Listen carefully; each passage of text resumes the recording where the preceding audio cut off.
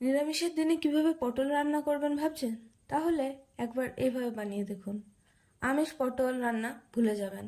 তাহলে রেসিপিটা এবার শেয়ার করা যাক। প্রথমে ভালো করে পটল খোসা তুলে নিয়ে তার দুদিকটায় একটু করে কেটে দিতে হবে, যাতে পটলের গোটা থাকে আর এর মধ্যে তেল মশলা সব কিছু ঢুকতে পারে। এরপর কড়াইয়ে তেল দিলাম। তেল গরম হয়ে গেলে কেটে রাখা পটলগুলো দিয়ে দিলাম।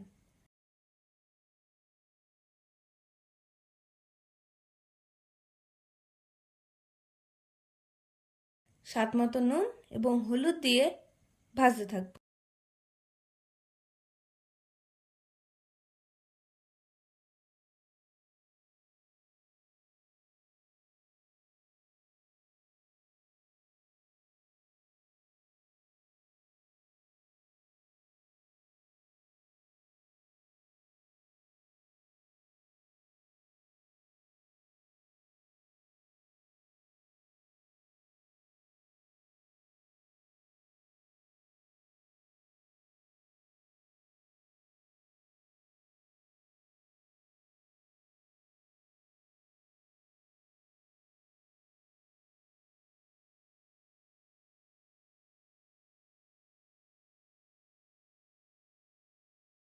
তারই মাঝে একটা পেস্ট বানিয়ে নেব।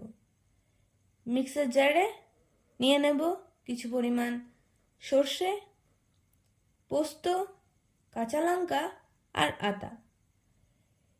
এগুলোকে ভালো করে পেস্ট করে নেব। এরপর দেখবো পটলগুলো ঠিকমতো ভাজা হয়েছে কিনা। পটলগুলো আর্ধেক সেদ্ধ হয়ে যাবে এবং দুই পাশ একটু লাল লাল হয়ে যাবে। ঠিক তখনই পটলগুলোকে তুলে নিতে হবে।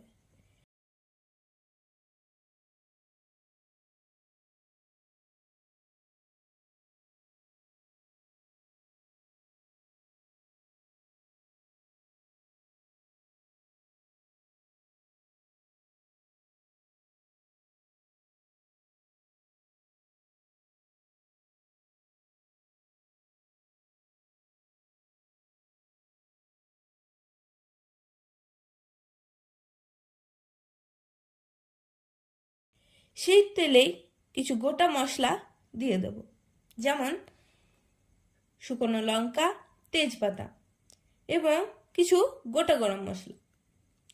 তারপর গোটা গরম মশলা হালকা ভাজা হয়ে গেলে তার মধ্যে দিয়ে দেব আগে থেকে করে রাখা পেস্টটি। এরপর এর মধ্যে অ্যাড করব টক দই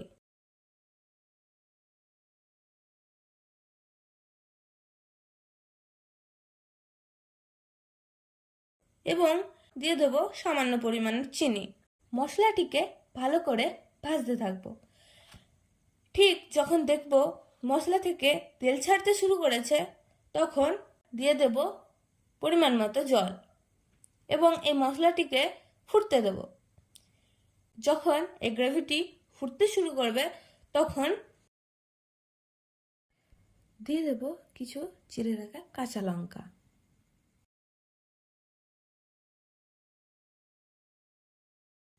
এর মধ্যে দিয়ে দেব আগে থেকে ভেজে রাখা পটলগুলো।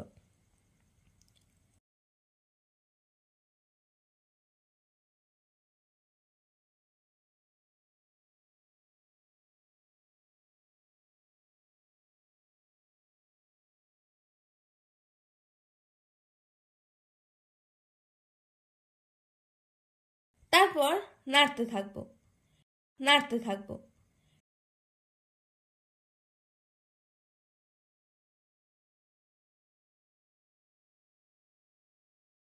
ঠিক যখন এই গ্রেভিটা পটলের গায়ে লেগে লেগে যাবে এবং ঘনত্বটা একটু বাড়বে, ঠিক তখন নামিয়ে নেব।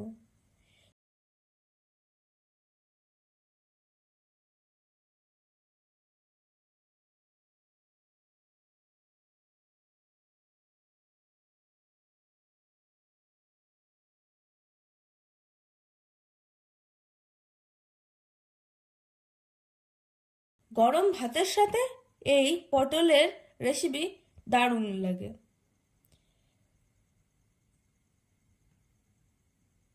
আমার এই ছোট্ট চ্যানেলটিকে সাবস্ক্রাইব করে রাখবেন এরকম আরও ভিডিও পাওয়ার জন্য। আর এই রেসিপি ভালো লাগলে অবশ্যই কমেন্টে জানান এবং লাইক করতে কখনোই ভুলবেন না। আপনাদের পাশে থাকায় আমাদেরকে উৎসাহ জাগাবে আরও এরকম ভিডিও বানাতে। ধন্যবাদ। অবশ্যই আপনারা প্রত্যেকে ভালো থাকবেন।